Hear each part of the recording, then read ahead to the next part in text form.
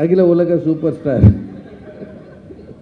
சிவா அவர்களை நல்லா ஓட விட்டுருக்கிறார். அவரையும் அவரது ஜோடி அவர மேடமையும் ரொம்ப நல்லா ஓட விட்டுருக்கிறார். ஒரு சின்ன கேரக்டரை கூட அருமையாக செதுக்கி இருக்கிறார். ஒரு காட்சியும் மனதில் நிற்கிற மாதிரி இருக்கு.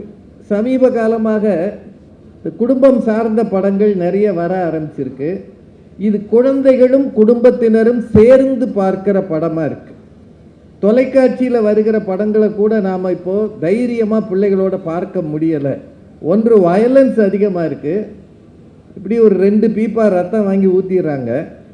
அல்லது எல்லார் கையிலையும் எந்நேரமும் வெடிக்கிற துப்பாக்கியோ அல்லது அரிவாள் மாதிரி ஆயுதங்களோ இருக்குது. எதுவுமே இல்லாமல் அன்பை காணவில்லை என்று பாடலை போட்டு கதாநாயகன் மாதிரி அந்த சின்ன பையனை அன்பாகவே வச்சிருக்கிறதுக்கே அவரை ரொம்பவும் பாராட்டணும். ரொம்ப அருமையான ஒரு சிந்தனை அது. அதே மாதிரி இதில் இருக்கிற சின்ன சின்ன வசனங்கள் எனக்கு ரொம்ப பிடிச்சது. அந்த பையன் ஒரு உயரமான மலையில் ஏறி நிற்பான். அந்நேரம் சூரிய உதயமாகும். உன் லைஃப்பில் இந்த மாதிரி சூரிய உதயத்தை பார்த்துருக்கியாப்பா அப்படின்னு கேட்பான். அவர் இல்லைடா அப்படின்னு அப்பா சொல்லுவார்.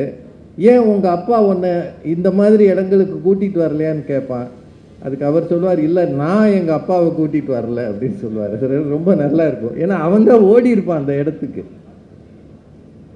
இரவில் மழை நேரத்தில் போகும்போது தங்குறதுக்கு இடம் இல்லாமல் ஒரு நாடோடியாக இருக்கிற ஒரு வயதானவர் கூட இவங்க இரவு தங்குவாங்க. கடும் மழையில் ஒரு கணப்பு தீ போட்டு. அவர் பேர் எம்பரர். வீடு இல்லாத ஆளுக்கு எம்பரர்னு பேர் வச்சார் பாருங்க. எல்லோரும் இந்நாட்டு மன்னர்னு பாரதியார் பாடினார்.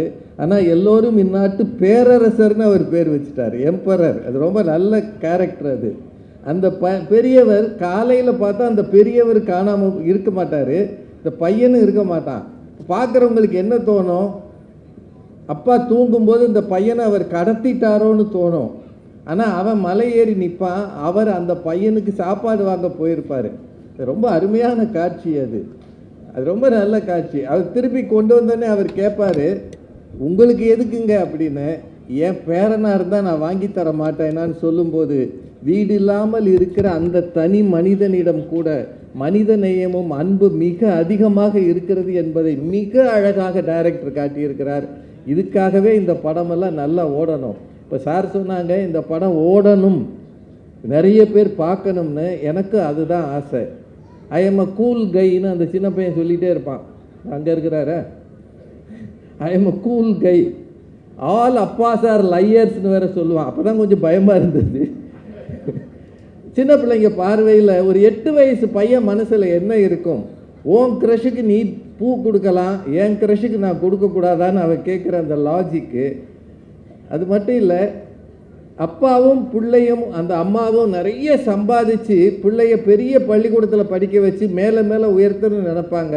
ஆனால் அவன் அடி மனசு இந்த கிராமத்தில் இருக்கிற ஒரு சாதாரண ஒரு சின்ன ஹோட்டலில் இருக்கிற அந்த தம்பதி அவங்க பிள்ளையோடு தான் நிற்கும். அதை விட மிக காஸ்ட்லியான அந்த போர்டை ஒரு பம்பரத்துக்கு அவன் கொடுத்துட்டு வந்திருப்பான். நமக்கு தான் வேல்யூ அதிகம். ஆனால் சின்ன குழந்தைகளுக்கு பணத்தோட வேல்யூ இல்லை, அன்பும் நட்பும் தான் இருக்கிறதுன்றதை ரொம்ப அருமையாக காட்டியிருக்கிறார். ஒரு அருமையான படம் இது. எல்லாரும் கட்டாயம் பாருங்கள்.